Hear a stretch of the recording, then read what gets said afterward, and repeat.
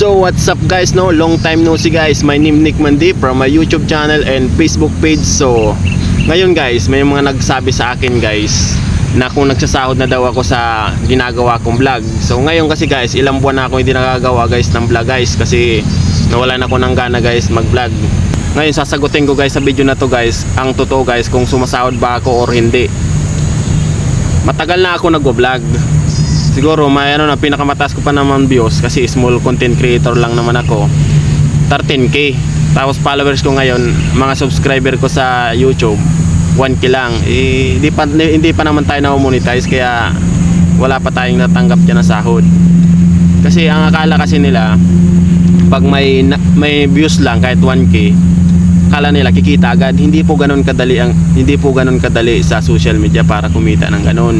Dapat mahanap muna natin yung mga mahit natin yung 1k tapos 4,000 watts hours sa YouTube bago tayo ma-monetize. Pag na-monetize yun, may pag-asa na tayong sumahod ng money.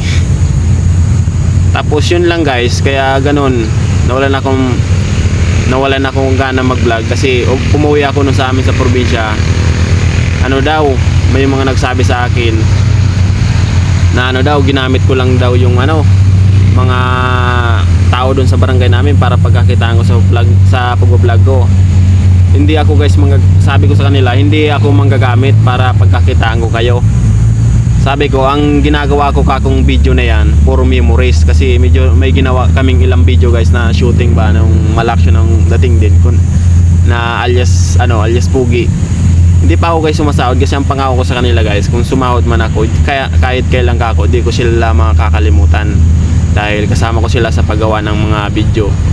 Kasi simula nung parang nawalan ako ng gana mag vlog, na sabi ko dapat pala ka ako dito, may bigay ka bago ka wala pa naman tayong sahod guys eh.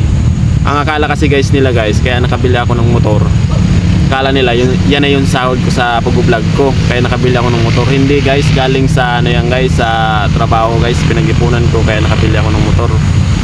Sariling sikap lang, hindi dapat tayo mainggit sa kung ano ang meron ng isang tao, bagkus gawin natin ng inspirasyon ba.